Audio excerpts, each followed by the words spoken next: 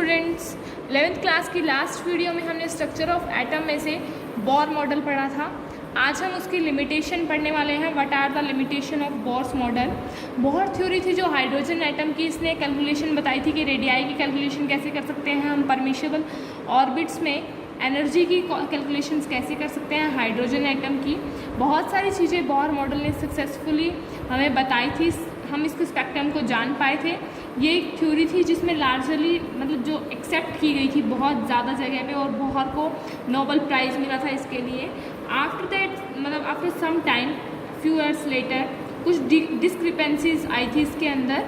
वो डिस्क्रिपेंसीज क्या थी बोहर थ्योरी के अंदर, बोहर मॉडल था जो वो एक्सप्लेन नहीं कर पाया था कि जो स्पेक्ट्रा ऑफ एटम होता है एक इलेक्ट्रॉन से ज़्यादा जिसमें कंटेन करता है। एक इलेक्ट्रॉन के लिए बहुत अच्छे से बोहर ने बहुत सही एक्सप्लेन कर दिया था spectra, but containing more than one electron the spectra could not be explain by Bohr's model. जो स्पेक्ट्रल लाइन थी हाई रिजोल्यूशन पे वो फाइंड करी गई थी, consist of two closely space line, उनके बीच में स्पेस आ गया था।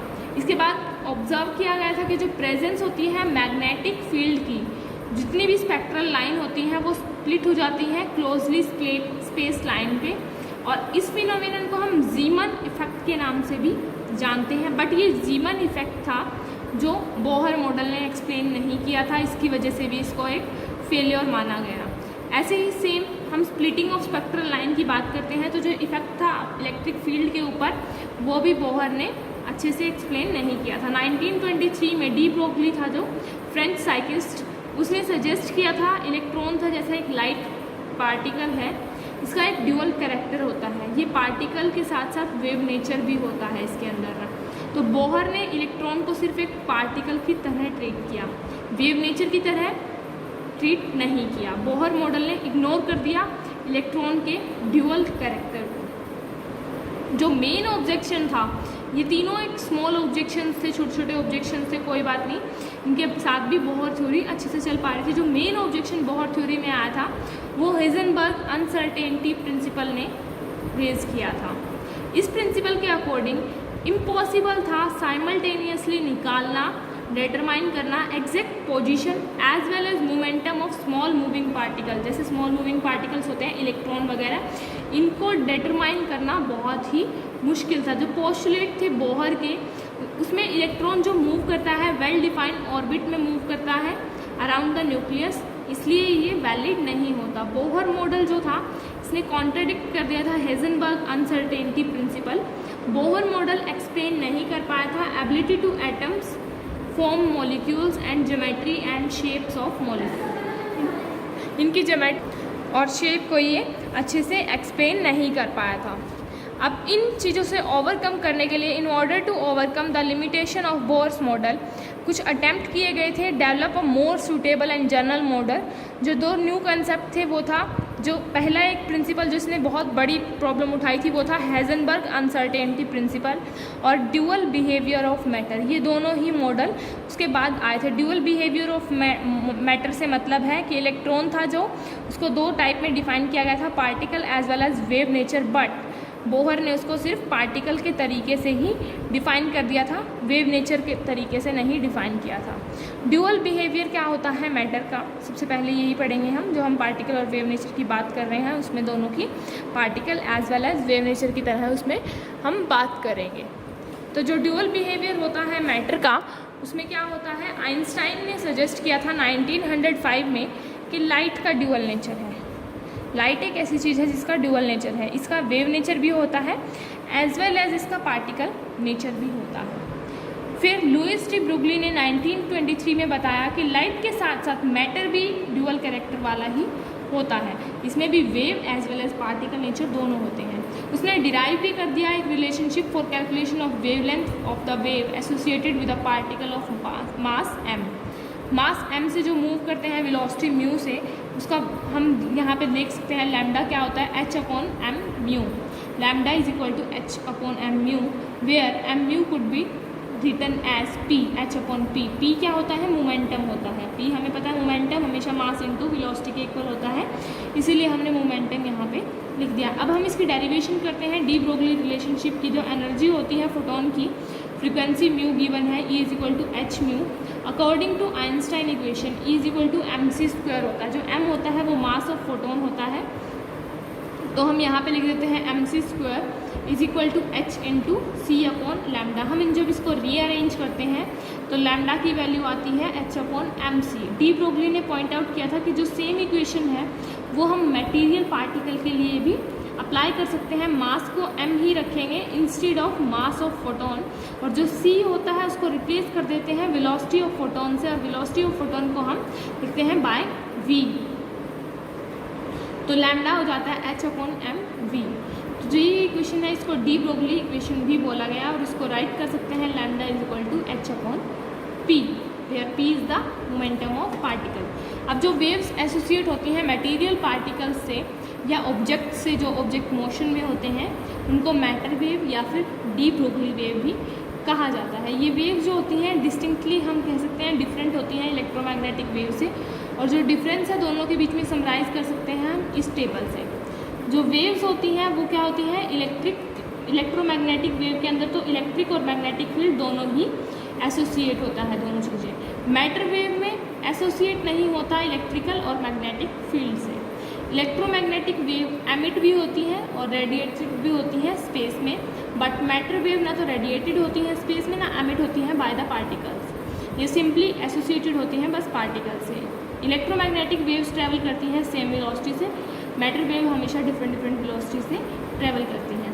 इलेक्ट्रोमैग्नेटिक वेव में जो वेलोसिटी होती है इलेक्ट्रोमैग्नेटिक वेव्स की वो लाइट के इक्वल होती है, और जो वेलोसिटी मैटर वेव में होती है वो वेलोसिटी ऑफ मैटर डिफरेंट होती है लाइट की वेलोसिटी से। वेवलेंथ होती है इलेक्ट्रोमैग्नेटिक वेव की lambda is equal to C upon mu, और उसको हम डिफाइन कर देते हैं एच अपॉन एम सी से। जो वेवलेंथ मैटर वेव की होती है वो होती है H upon M mu, that is H upon P, and P is the momentum. Now coming to next page, significance of de Broglie waves.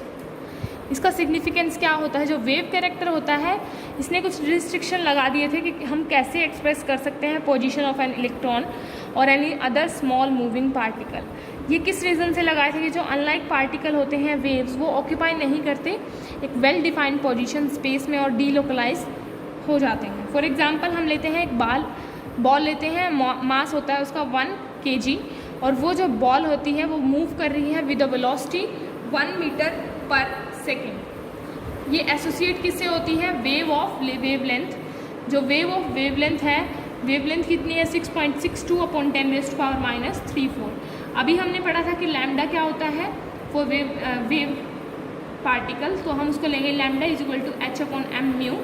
H की value 6.62 हम यहाँ पे रख देंगे, एम की वैल्यू हमें 1 kg दिया है, हमें बताया कि किस चीज़ से मूव कर रही है, कितने वेलोसिटी से मूव कर रही है, 1 मीटर पर सेकेंड से मूव कर रही है, तो हम यहाँ पे ये भी लिख देंगे। सच बॉडीज़ इनको क्या कहते हैं?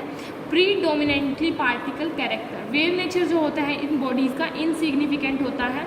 अदर हैंड हम कह सकते हैं माइक्रोस्कोपिक और सब माइक्रोस्कोपिक पार्टिकल होते हैं इलेक्ट्रॉन के, वो भी एसोसिएटेड होते हैं मैटर वेव से ऑब्जर्वेबल लेंथ से। हम एग्जांपल ले सकते हैं, इलेक्ट्रॉन जो अगर मूव करता है 6 × 10⁻6 मीटर पर सेकेंड एसोसिएट होता है with a wave of wavelength 1.21 × 10⁻10 metre, 121 पर मीटर भी हम इसको लिख सकते हैं। आगे वेरिफिकेशन कैसे कर सकते हैं हम, ड्यूल नेचर ऑफ इलेक्ट्रॉन है या नहीं, उसको वेरिफिकेशन कैसे करते हैं? वेव कैरेक्टर से पहले तो वेव कैरेक्टर कैसे होगा? हम एक स्ट्रीम में सब्जेक्ट करते हैं इलेक्ट्रॉन को जो एमिट हो रहे हैं टंगस्टन फिलामेंट से। जब हम उसको सब्जेक्ट करते हैं, जब ये इलेक्ट्रॉन स्ट्राइक करते हैं किसी भी निकल क्रिस्टल पे, कंसंट्रिक डार्क होता है, वो ब्राइट रिंग होती है, फॉर्म होती है वहाँ पे, डार्क और ब्राइट रिंग फॉर्म होती हैं स्क्रीन पे। और जो ये डिफ्रैक्शन पैटर्न है इलेक्ट्रॉन का वो क्रिस्टल के सिमिलर होता है जिसे एक्सरे में हम ऑब्जर्व करते हैं। ये एक्सरे जो होती हैं वेव कैरेक्टर होती हैं। इलेक्ट्रॉन जो must also have wave character associated with them. हम लिख भी सकते हैं कि जो वेवलेंथ होता है इलेक्ट्रॉन का वो डिटरमाइन कर सकते हैं हम और भी एक्सपेरिमेंट से, जैसे एग्रीमेंट होता है values calculated for de Broglie equation. ये पूरा का पूरा ऐसे है जब हम सोर्स ऑफ इलेक्ट्रॉन लेते हैं उनको एक्सेलरेट करते हैं बाय इलेक्ट्रोड, इलेक्ट्रॉन बीम से जाता है वो आगे, वो निकल मेटल फॉयल पे डलता है। निकल मेटल फॉयल पे डलने के बाद डार्क और ब्राइट रिंग्स फॉर्म होती हैं जिनको डायफ्रैक्शन रिंग्स बोलते हैं, और ये बीम जो होती है उसको हम डायफ्रैक्टेड बीम भी बोलते हैं। नेक्स्ट है हमारा पार्टिकल कैरेक्टर। पार्टिकल कैरेक्टर किस पे डिपेंड करता है, हम इसको इलस्ट्रेट भी कर सकते हैं। अगर एक इलेक्ट्रॉन स्ट्राइक करता है स्क्रीन से और वो जो स्क्रीन है उस पर कोट किया है हमने जिंक सल्फाइड का, तो एक स्पॉट होगा, it produces a spot of light, एक स्पॉट बनेगा और उस स्पॉट को कहते हैं सिंटिलेशन।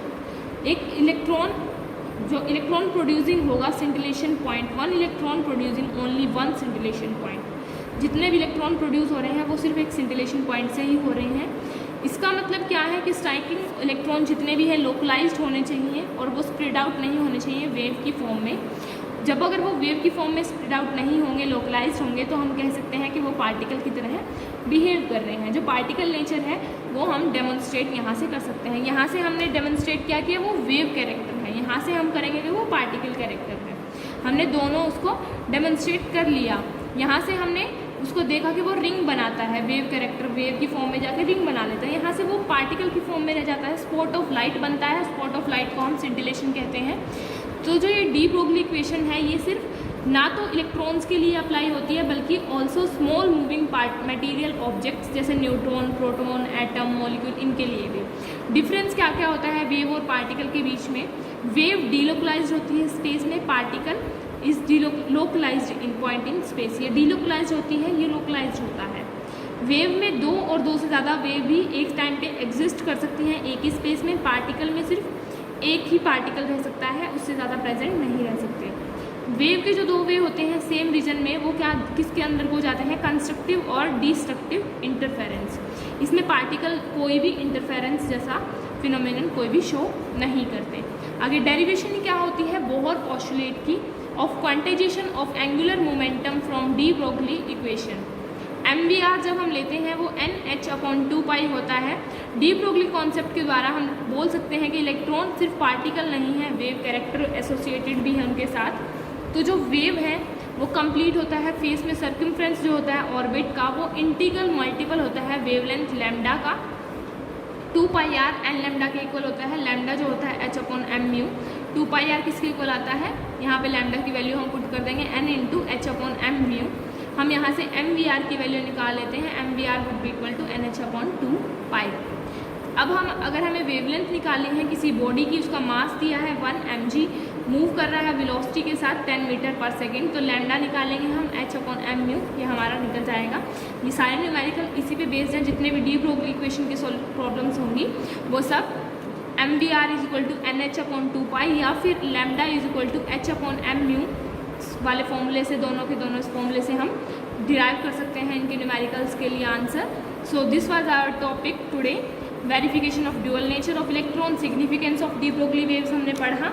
हमने लिमिटेशन पढ़ी है आज बोहर मॉडल की, कि क्या क्या लिमिटेशन आई थी बोहर मॉडल के सामने। उसके बाद से ही हमें पता चला कि पार्टिकल का एक ड्यूअल कैरेक्टर भी होता है, वरना बोहर ने हमें बताया था कि पार्टिकल का सिर्फ एक ही नेचर होता है और ये पार्टिकल की तरह ही एक्ट करता है, बस जैसे लाइट होता है या कुछ भी, लाइट एक पार्टिकल की तरह ही एक्ट करेगी। बट उसके बाद जब हेजनबर्ग अनसर्टेनिटी प्रिंसिपल आया या फिर उसके बाद जो dual behaviour of matter principle आया, इसने क्या बताया कि मैटर के और लाइट के भी दो टाइप होते हैं, particle as well as wave nature. तो हमने ये ड्यूअल बिहेवियर ऑफ मैटर पढ़ा। उसके बाद डिस्टिंक्शन पढ़ी हमने इलेक्ट्रोमैग्नेटिक वेव्स और मैटर वेव्स के बीच में। So thank you students for today.